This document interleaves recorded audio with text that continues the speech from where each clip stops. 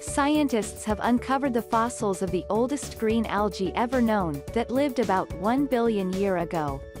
The fossil of newfound seaweed called Proterocladus antiquus was recovered near Dalian City in the Liaoning province of northern China.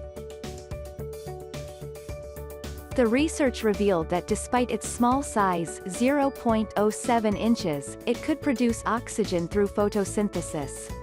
Earlier, the oldest discovered fossilized green algae was dated 800 million years old. Researchers believe that newly discovered fossils suggest that green seaweeds were important players in the ocean long before their descendants, land plants, took control.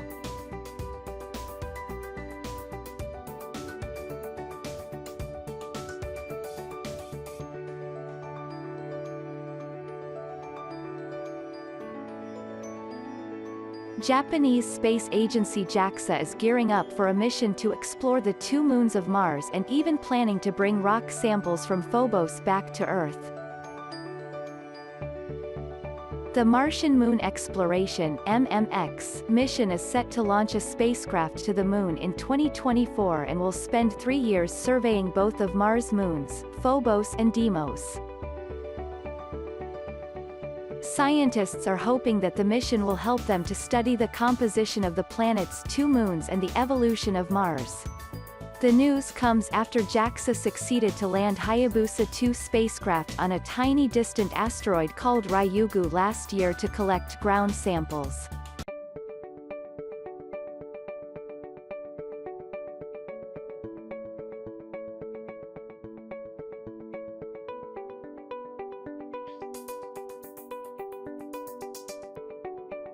A team of researchers from Stanford University along with other universities are investigating light-emitting defects of hexagonal boron nitride, a material that can emit bright light as a single photon.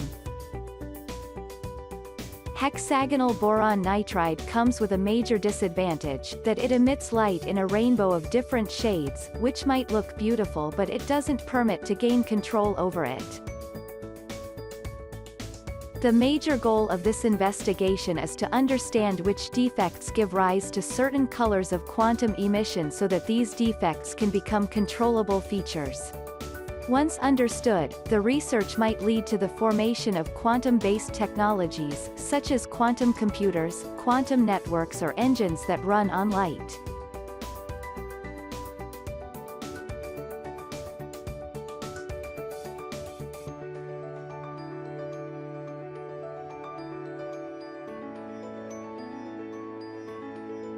An international team comprising researchers from Australia, Germany, the UK, India, and Canada have unearthed stone tools from a site in the Sun River Valley in Madhya Pradesh that depicts the continuous human occupation at the site since the last 80,000 years. This has put to rest on the decades-long argument that says supervolcanic eruption in the Indonesian island of Sumatra wiped out the ancient human species 74,000 years. The recent archaeological discovery provides strong evidence for the survival theory of the local population beyond the catastrophic eruption.